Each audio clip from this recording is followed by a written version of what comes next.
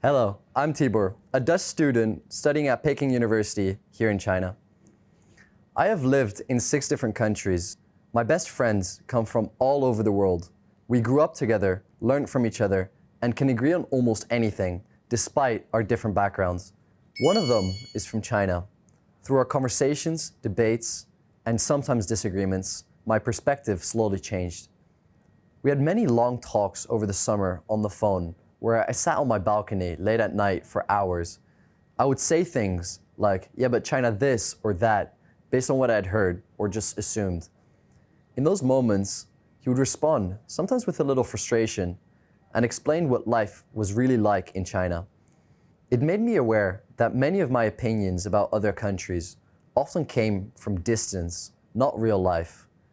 A moment that changed me a lot was when he told me that he wanted to build his life in China. He'd spent nearly his entire life in Europe, so I always assumed he would return.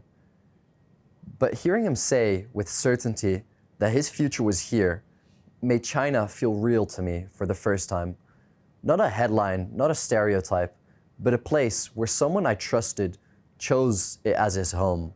All of these experiences added up and changed how I saw China and the world. I realized something simple but important. China is a place like any other, a place where people live, dream, and want the same things we do. Because of this realization, I wanted to come to China and experience it firsthand to understand this place that has been described as very different from my own. However, even with these differences, by my 3rd day in China, I had already felt at home.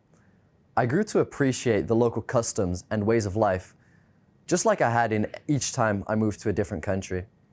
It became clear to me that the way people treat each other is the way countries end up treating each other. Those conversations taught me something important.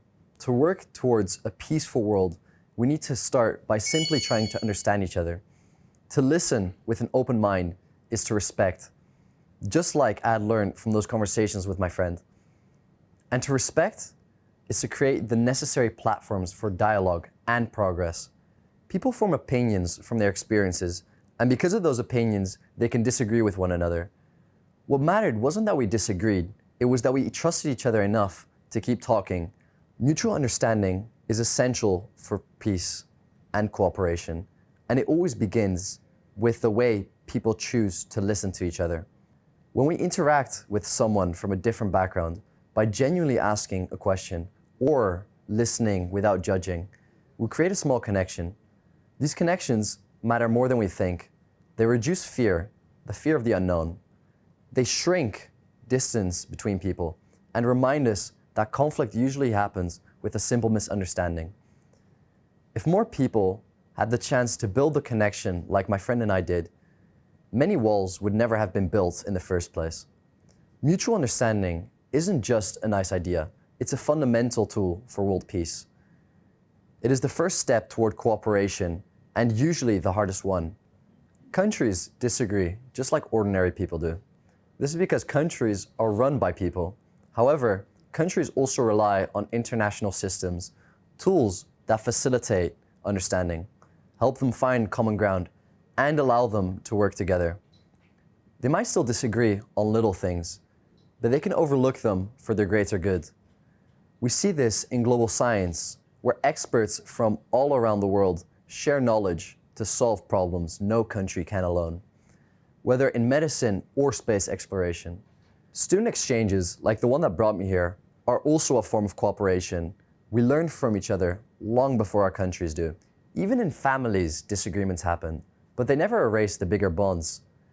Countries are no different, and cooperation becomes much easier when countries realize they share the same goal. 2 different countries can work together on a shared challenge, even if they have nothing else in common. And that is why global governance matters. It helps countries work together for something bigger, humanity itself. Living in China gave me one more perspective, and in global governance, every perspective matters. It means working together on global peace, security, and growth. Ultimately, a better future for everyone. Whether it's climate change, new technologies, or the next global crisis, no single country can handle these alone. And our generation will live with the consequences. And understanding China's perspective is understanding a part of the world.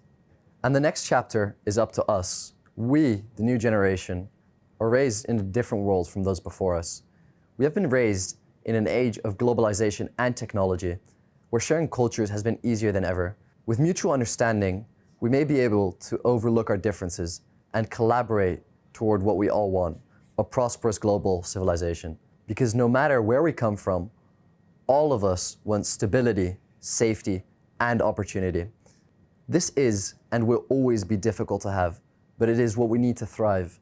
And to have that, we need to keep our minds open, or at least have a system that allows us to. Without trust between nations, stability is fragile, safety feels uncertain, and opportunity becomes smaller for everyone. That's why we need a world where nations learn from each other instead of fearing each other. If we choose respect over fear, the world will move forward together. Thank you.